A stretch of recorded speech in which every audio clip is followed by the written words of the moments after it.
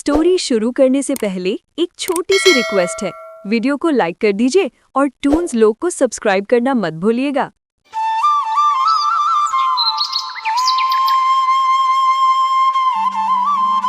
एक छोटा सा गांव था। वहां के सभी लोग खेती किया करते थे। सबका जीवन खेती पर ही निर्भर करता था। उस गांव में विजय सिंह नाम का जमींदार रहता था, जिसके पास बहुत सारी जमीन थी। वो अपने गांव में सबसे अमीर व्यक्ति था। उसके पास एक बड़ा सा घर और बहुत सारे नौकर चाकर थे। धन दौलत की उसे कोई कमी नहीं थी, लेकिन उसे इस बात का बड़ा ही घमंड था। और विजय सिंह बहुत बड़ा कंजूस भी था। एक दिन उसके घर एक साधु भिक्षा मांगने आता है। मालिक, कुछ खाने को दे दो, बहुत भूख लगी है मालिक। आप तो बड़े ही धनवान हो, प्रभु की कृपा से आपके पास सब कुछ है। इस गरीब की थोड़ी मदद कर दीजिए मालिक, बड़ी कृपा होगी। अरे हट, यहाँ से दूर रहकर बात कर। मेरे पास भी मत आना, नहीं तो मुझे नहाना पड़ेगा। पता नहीं कहाँ कहाँ से आ जाते हैं। अमीर आदमी देखा नहीं कि भीख मांगना शुरू। अरे खुद से कमाओ और खाओ ना। तभी वहां पर विजय सिंह की पत्नी मीरा आ जाती हैं। आप ठहरिए बाबा, मैं अभी आती हूँ। विजय सिंह मीरा के पीछे जाता है और उसे कहता है, ये तुम क्या कर रही हो? कुछ नहीं, द्वार पर एक साधु आया है, उसे खाना दे रही हूँ। भूखा है बेचारा। कोई जरूरत नहीं है, तुम चुपचाप अपने कमरे में वापस जाओ। ये सब धन दौलत मेरी है। मैंने ये ऐसे भूखे नंगों को बांटने के लिए नहीं कमाया है। आप क्या कह रहे हैं? उसने तो बस खाना ही तो मांगा है। एक वक्त का खाना दे दोगे तो कौन सा तुम्हारा धन खत्म हो जाएगा? अरे इस खाने के लिए भी मेहनत करनी पड़ती है, फ्री में कुछ नहीं मिलता। मैं तो एक गिलास पानी भी नहीं दूं, तुम खाने की बात कर रही हो। कभी तो कोई पुण्य कर लिया करो। किसी का पेट भरोगे तो वो तुम्हें दुआ ही देकर जाएगा ना। अरे मुझे ऐसे बेकारी की दुआ नहीं चाहिए। तुमसे जितना कहा गया है उतना करो, अंदर जाओ। अरे लेकिन वो बाबा रह गए, देख रहे होंगे। उसे मैं संभाल लूंगा। मीरा अपने कमरे में चली जाती है। विजय सिंह बाहर आकर उस साधु से कहता है, तुम अब तक यहाँ खड़े हो, गए नहीं? मालिक, वो खाना मालकिन खाना लेने गई थी ना। अभी खाना नहीं बना है, तुम दोपहर को आ जाना। अभी जाओ यहाँ से। वो साधु वहां से चला जाता है और दोपहर में फिर से आता है। क्या है भाई, तुम फिर से आ गए? मालिक, आपने तो कहा था दोपहर में आ जाना। अभी खाना दे दो मालिक, घर में पत्नी बीमार है, उसे खाने की बहुत जरूरत है। मालिक, थोड़ा सा ही दे दो, मैं भूखा रह लूंगा, लेकिन मेरी पत्नी के लिए दे दो। थोड़ी जल्दी आना चाहिए था फिर तो। अभी खाना खत्म हो चुका है, रात में आना। अभी जाओ यहाँ से। वो साधु निराश होकर फिर से चला जाता है और शाम होने की राह देखता है। कब शाम होगी और कब खाना मिलेगा? मालिक ने शाम को बुलाया है, जल्दी जाना पड़ेगा, नहीं तो मालिक फिर से कहेंगे कि देरी से क्यों आया। शाम होने के बाद वो साधु फिर विजय सिंह के यहाँ पहुँच जाता है। मालिक, कृपा कर अब तो खाना दे दीजिए, भगवान आपका भला करेगा मालिक। अरे तुम्हें एक बार में समझ में नहीं आता क्या? बार बार आ जाते हो। तुम्हें समझ में नहीं आ रहा कि मुझे तुम्हें कोई खाना नहीं देना? बेशर्म कहीं के। अब निकल यहाँ से और दोबारा यहाँ दिखना भी मत। वो साधु बहुत ही निराश हो जाता है। उसे बहुत बुरा लगता है। वो सोचता है, घर जाकर चंदा को क्या मुंह दिखाऊंगा? वो बेचारी तो खाने का इंतजार कर रही होगी। मेरी ही गलती है, मैं उसे खाने की आस लगाकर आ गया। हे भगवान, ये कैसा न्याय है तेरा? इस आदमी के पास इतना धन, इतनी संपत्ति होने के बावजूद ये एक आदमी का पेट नहीं भर सकता। इतनी संपत्ति और धन किस काम का? हे प्रभु, मुझे धन की कोई लालच नहीं है, बस इतनी कृपा कर दो कि 2 वक्त की रोटी नसीब हो जाए। लेकिन अभी मैं क्या करूं? घर कैसे जाऊं?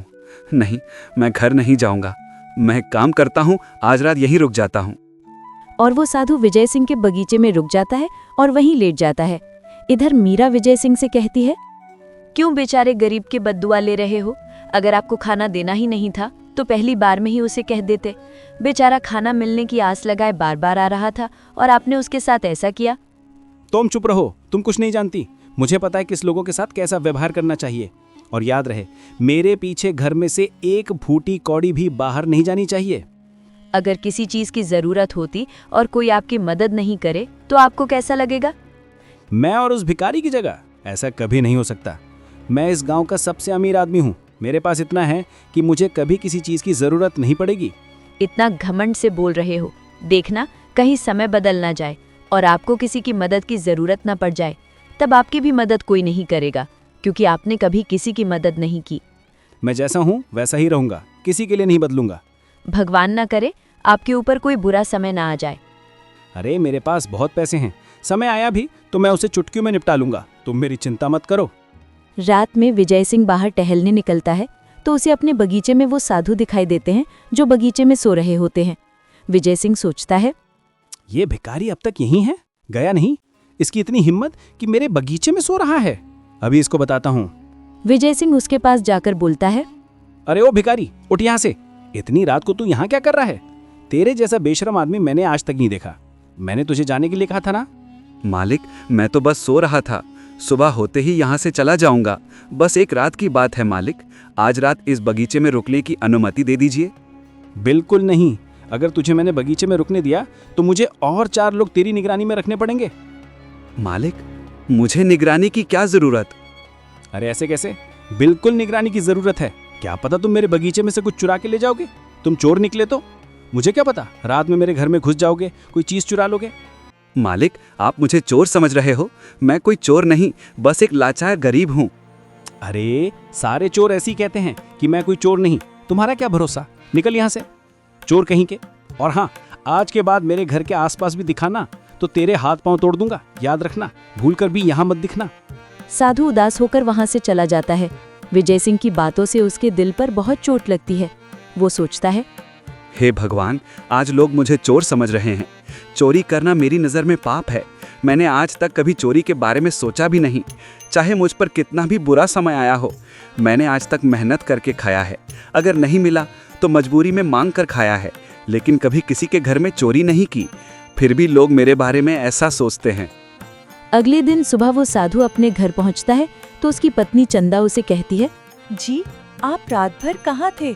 हम कितने परेशान हो रहे थे। क्या बात है? वो चंदा, अचानक से मेरा पैर मुड़ गया था, मुझसे चला भी नहीं जा रहा था।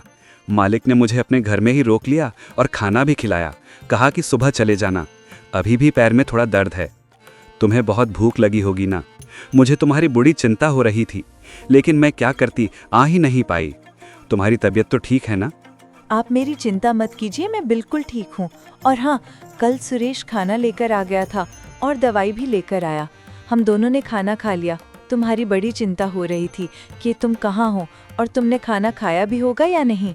सुरेश को एक मालिक के पास काम मिल गया है और कल ही उन्होंने सुरेश को थोड़े पैसे भी दे दिए हैं। उससे सुरेश राशन का सामान लेकर आया। अब आपको कहीं जाकर भीख मांगने की जरूरत नहीं। ये तो बड़ी अच्छी बात है चंदा। आज मैं बहुत खुश हूँ। भले देर से ही सही, लेकिन भगवान हमारी तरफ देख रहा है। कुछ दिन ऐसे ही बीत जाते हैं। एक दिन विजय सिंह घोड़े पर सवार होकर अपने आदमियों के साथ सैर पर निकलता है। वो जंगल के रास्ते से जा रहे होते हैं। विजय सिंह का घोड़ा आगे आगे चल रहा होता है और उसके लोग पीछे चल रहे होते हैं। विजय सिंह का घोड़ा उन लोगों से आगे निकल जाता है और एक घने जंगल में भटक जाता है। उसके साथ आए हुए लोग पीछे रह जाते हैं और वो लोग सोचते हैं, अरे ये क्या, मालिक का घोड़ा तो कहीं नजर नहीं आ रहा। मालिक किस रास्ते से चले गए? अब हमें कैसे पता चलेगा? और यहाँ तो बहुत बड़ा घना जंगल है। सुना है यहाँ जंगली जानवर रहते हैं। अब हम क्या करें? थोड़ी देर यहीं रुकते हैं, आगे जाना ठीक नहीं होगा। वे बहुत देर तक इंतजार करते हैं, लेकिन विजय सिंह और उसका घोड़ा वापस नहीं आता। फिर वे सोचते हैं, अब यहाँ रुकना ठीक नहीं है, नहीं तो जंगली जानवर आ जाएंगे।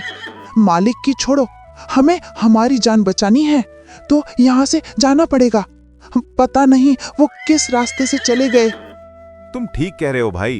वैसे भी इसने कभी आज तक किसी की परवाह की है जो हम इसकी करें? इसके जैसा घमंडी और निर्दयी आदमी तो मैंने आज तक नहीं देखा। अगर वापस घर आ गया तो बोल देंगे कि हमने आपको बहुत ढूंढा, आप मिले ही नहीं। चलो वापस चलते हैं। घर जाने के बाद मीरा पूछती है, अरे तुम्हारे मालिक कहाँ हैं? तुम दोनों तो उनके साथ ही गए थे ना? क्या हुआ, वो अभी तक लौटे नहीं? मालकिन, उनका घोड़ा बहुत तेज था। वो तो हमसे बहुत आगे निकल चुके थे। अभी तक तो उन्हें आ जाना चाहिए था। अब तो हमें भी उनकी चिंता हो रही है। मीरा भी बहुत चिंता में पड़ जाती है। इधर विजय सिंह एक जंगल में खो जाता है। जैसे ही वो रास्ता खोजने निकलता है और वापस जाकर देखता है तो उसका घोड़ा उसकी जगह पर नहीं होता, वो भी खो जाता है। विजय सिंह और भी चिंता में पड़ जाता है। अब क्या करूं इस घने जंगल में? वही तो मेरा साथी था, कहाँ जाऊं? यहाँ तो दूर दूर तक कोई नजर भी नहीं आ रहा। मेरा इतना महंगा घोड़ा जरूर किसी ने चुरा लिया होगा। अरे ये कमबख्त मेरे लोग कहाँ मर गए? मेरे पीछे पीछे तो आ रहे थे। एक बार घर पहुंच जाने दो, उनकी टांगे तोड़ दूंगा। विजय सिंह बहुत परेशान हो जाता है और फिर रात हो जाती है। जंगल में इधर उधर रास्ता ढूंढने की बहुत कोशिश करता है, लेकिन उसे कहीं भी रास्ता नहीं दिखाई देता। वो बहुत परेशान होकर एक जगह पर बैठ जाता है। अब मैं क्या करूं? कहाँ जाऊं? हे ऊपर वाले, मेरी कुछ तो मदद कर। मेरे पेट में तो चूहे दौड़ रहे हैं। क्या करूं? कैसे इस जंगल से बाहर निकलूं? अब तो मुझे बहुत डर लगने लगा है। कोई तो मेरी मदद करो, मुझे यहाँ से निकालो। बहुत देर तक विजय सिंह राह देखता है, लेकिन कोई नहीं आता। फिर थोड़ी देर बाद दूर से कोई आदमी विजय सिंह को आता हुआ दिखाई देता है। उसे देख विजय सिंह की जान में जान आती है। वो बहुत खुश हो जाता है और उस आदमी को आवाज लगाता है। वो लड़का सोचता है, इतनी रात को कौन है? कौन मुझे आवाज लगा रहा है? लगता है कोई मुसीबत में है। मुझे जाकर देखना होगा, उसकी मदद करनी होगी। वो लड़का विजय सिंह के पास जाता है और उससे पूछता है, कौन हो भाई? और इतनी रात गए इस घने जंगल में क्या कर रहे हो? आपको पता है यहाँ रुकना खतरे से खाली नहीं है। यहाँ जंगली जानवर रहते हैं। बहुत अच्छा हो गया बेटा जो तुम मिल गए। तुम मेरे लिए किसी भगवान से कम नहीं हो। तुम्हें देखा तो मेरी जान में जान आ गई। मैं रास्ता भटक गया हूँ। मेरे साथ आए हुए लोग पता नहीं कहाँ रह गए। मैं बहुत देर से यहाँ भटक रहा हूँ। बाहर जाने का कोई रास्ता नजर नहीं आ रहा। कैसे नजर आएगा? जिसको इस जंगल के बारे में ज्ञान है, बस वही यहाँ से बाहर निकल सकता है। बेटा मेरी मदद कर दो, मुझे यहाँ से बाहर निकाल दो। क्यों नहीं, मैं ज़रूर आपकी मदद करूँगा। और अभी आपका यहाँ से जाना ठीक नहीं होगा। पास ही में मेरी झोपड़ी है, आप वहाँ चलिए। यहाँ ज़्यादा देर रुकना ठीक नहीं, जल्दी चलिए। फिर वो लड़का विजय सिंह को अपनी झोपड़ी में ले जाता है और बड़े ही आदर से उनको बैठाता है। आप आराम से बैठिए। आपको बहुत भूख लग रही होगी ना? मैं आपके लिए खाना लेकर आता हूँ। हाँ बेटा, भूख तो बहुत लगी है। फिर वो लड़का विजय सिंह को खाना देता है। तुमने खाना खा लिया? नहीं मालिक, ये खाना मेरे लिए ही बनाया था, लेकिन आप खा लो। आप मेरे मेहमान हो और मेहमान भगवान समान होते हैं। मेहमान का बहुत सम्मान करना चाहिए। मेरे पिताजी ने मुझे यही शिक्षा दी है। लेकिन बेटा ये तो तुम्हारे हिस्से का खाना है। मेरे हिस्से का खाना था, लेकिन अब ये आपके हिस्से का हो गया, क्योंकि आप मेरे मेहमान बनकर आए हो। आप मेरी चिंता मत कीजिए, मैं भूखा रह लूँगा। पहले तो कई दिनों तक भूखा रह चुका हूँ। आज आपके लिए एक दिन भूखा रह लूँगा तो कुछ नहीं होगा। मुझे आदत है। आप खाना खा लीजिए। विजय सिंह सोच में पड़ जाता है कि इस लड़के के संस्कार कितने अच्छे हैं। कोई इतना अच्छा कैसे हो सकता है? ये लड़का खुद भूखा रहकर अपने हिस्से का खाना मुझे दे रहा है। फिर विजय सिंह को खाना खाने के बाद वो लड़का विजय सिंह के लिए बिस्तर लगा देता है। साहब, आप अब यहाँ सो जाइए। मैं घर के बाहर जाके सो जाऊँगा। आप आराम से रहिए। बेटा तुम भी यहीं सो जाओ, बाहर जाके क्यों सोना? नहीं साहब, आपको तकलीफ होगी। आप मेरे मेहमान हो। पिताजी को पता चला कि आपकी सेवा में कोई कमी हो गई तो वो मुझे डांटेंगे। तुम्हारे पिताजी कहाँ हैं बेटा? तुम अकेले रहते हो? और तुम काम क्या करते हो? साहब, मैं दूसरों के खेत में मजदूरी करने जाता हूँ और मैं अकेला नहीं रहता। मेरे माता पिता भी मेरे साथ ही रहते हैं। वो मेरे एक रिश्तेदार के यहाँ गए, थोड़ी देर में आने वाले हैं। तुम्हारा बड़ा एहसान रहा बेटा मुझ पर, नहीं तो आज शायद ना बचता। अरे साहब, कोई बात नहीं। ये तो हमारा फर्ज है। हम इंसान एक दूसरे की मदद नहीं करेंगे तो कौन करेगा? हमें जरूरत के समय एक दूसरे की मदद करनी चाहिए। ये बात सुन विजय सिंह को शर्म आने लगती है। वो सोचता है, आज तक तो मैंने कभी किसी की मदद नहीं की। मेरे पास इतनी धन दौलत होने का क्या फायदा?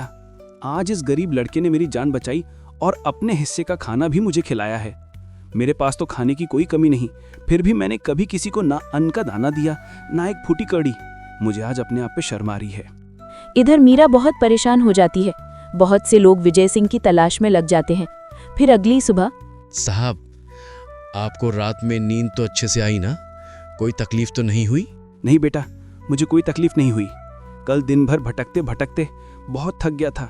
कब नींद लग गई पता ही नहीं चला। मुझे तो बहुत सुकून की नींद आई। अच्छा ठीक है साहब, मैं आपके लिए चाय लेकर आता हूँ। विजय सिंह चाय पीने लगता है। फिर वो लड़का विजय सिंह से पूछता है, और बताइए साहब, आपकी और क्या सेवा करूं? तुमने मेरे लिए बहुत कुछ किया है बेटा। तुम्हारा ये उपकार तुम्हें कभी नहीं चुका सकता। और मुझे तुमसे एक बात कहनी थी। तुम यहीं रहते हो तो जंगल के बारे में तुम्हें सब कुछ पता होगा। मेरा एक घोड़ा लापता हो गया है, उसे ढूंढ कर ला दोगे तो बहुत कृपा होगी। आप चिंता मत कीजिए साहब, मुझे जंगल का चप्पा चप्पा पता है। मैं अभी जाकर देखता हूँ। फिर वो लड़का घोड़े की तलाश में निकल पड़ता है। सुबह से दोपहर हो जाती है। बहुत ढूंढने के बाद उस लड़के को घोड़ा मिल जाता है। उसे लेकर वो घर जाता है। घोड़े को देखते ही विजय सिंह बहुत खुश हो जाता है। अरे वाह, जियो बेटे जियो, आखिर एक घोड़ा तुम्हें मिल ही गया। मुझे तो समझ ही नहीं आ रहा कि मैं किस शब्द में तुम्हारा शुक्रिया करूं। अरे शुक्रिया की कोई बात नहीं साहब, आपकी ज़रूरतों का ध्यान रखना, आपकी आज्ञा का पालन करना मेरा फ़र्ज़ है। आखिर आप मेरे मेहमान जो ठहरे। आप थोड़ी देर रुकिए साहब, मैं घोड़े के लिए कुछ खाने को लाता हूँ। विजय सिंह सोचता है, सच में धन्य है इसके माँ बाप जिसने इसको इतने अच्छे संस्कार दिए हैं। अब तो मैं इसके पिताजी से मिलकर ही जाना चाहूँगा। सुनो बेटे, तुम्हारे पिताजी आज आने वाले हैं ना, उनके आने तक मैं यहाँ रुक सकता हूँ क्या? तुम्हें कोई तकलीफ तो नहीं होगी? अरे तकलीफ की क्या बात है साहब, आपका जितना मन करे आप उतना रुकिए। फिर थोड़ी ही देर में उस लड़के के माता पिता वहां पर आ जाते हैं। साहब, ये मेरे पिताजी हैं। पिताजी, ये हमारे मेहमान हैं। और सारी घटना बताता है। उस लड़के के पिताजी को देख विजय सिंह को धक्का सा लगता है। शर्म से उसकी आंखें झुक जाती हैं। वो सोचता है, ये तो वही साधु हैं जो उस दिन मेरे घर बार बार भीख मांगने आ रहे थे और मैंने उसे भगा दिया। यहाँ तक कि मैंने उसे अपने बगीचे से भी अपमानित करके भगा दिया था। अरे साहब आप, अरे सुरेश, मैं इनको जानता हूँ, तुम नहीं जानते। ये बहुत बड़े साहब हैं, बहुत अमीर हैं। तुमने इनका अच्छे से ख्याल तो रखा ना। आप बताइए साहब, आपको कोई तकलीफ तो नहीं हुई? अगर मेरे बेटे से कोई गलती हो गई हो तो क्षमा कर देना। ऐसा कहकर मुझे शर्मिंदा मत करो। और अमीर मैं नहीं, तुम हो। मैं तो बस धन से अमीर हूँ, कर्म से तो तुम अमीर हो। आज मैं अपने आप को तुम्हारे सामने बहुत छोटा महसूस कर रहा हूँ। मुझे उस दिन के लिए माफ़ कर दो। मुझे मेरी दौलत का बहुत घमंड था, लेकिन आज मेरा घमंड चकनाचूर हो गया। आज मेरी जान मेरी दौलत ने नहीं, तुम्हारे दिए गए संस्कारों ने बचाई है। तुम्हारे बेटे ने मेरी जान बचाई और मेरा बहुत अच्छे से ख्याल भी रखा है। मुझसे बहुत बड़ी गलती हो गई, मुझे उस दिन के लिए माफ़ कर दो। मैं तुम्हारे पैर पड़ता हूँ। अरे साहब, ये क्या कह रहे हैं? मुझे आपसे कोई शिकायत नहीं है। आप ऐसा मत कहिए। आप इतने बड़े आदमी होकर मुझसे माफ़ी मत मांगिए, मुझे अच्छा नहीं लग रहा। तुमने तो मुझ पर बहुत बड़ा एहसान किया है। तुम्हारे बेटे ने मेरी जान बचाई है। मैं तुम्हारे लिए कुछ करना चाहता हूँ, मना मत करना। मैं तुम्हारे बेटे को अपने यहाँ अच्छी नौकरी पर रखना चाहता हूँ। मैं उसे इतनी अच्छी तनख्वाह दूंगा, तुम्हें कभी किसी के सामने हाथ ना पसारना पड़े। तुम्हें कभी किसी बात की कमी नहीं होगी। और हाँ, तुम इस झोपड़ी में नहीं रहोगे। मेरे 2-3 मकान ऐसे ही पड़े हैं, उनमें से एक मकान मैं तुम्हें दे दूंगा, तुम उसमें रहना। अरे नहीं साहब, हम यही ठीक हैं। मना मत करना, नहीं तो मुझे बहुत बुरा लगेगा। मुझे लगेगा कि तुमने मुझे अभी तक माफ़ नहीं किया है। अगर सच में तुमने मुझे माफ़ कर दिया है तो मेरी बात मान लो और मेरे साथ चलो। फिर वो साधु उसकी बात मान लेते हैं और बड़े ही आराम से नए घर में रहने लगते हैं। और सुरेश भी विजय सिंह के यहाँ काम करने लगता है। और विजय सिंह उस दिन से सुधर जाता है। वो लोगों का आदर करने लगता है। हेलो दोस्तों, कहानी पसंद आई हो तो जल्दी से टून्स लोग को सब्सक्राइब करो और घंटी भी दबा दो।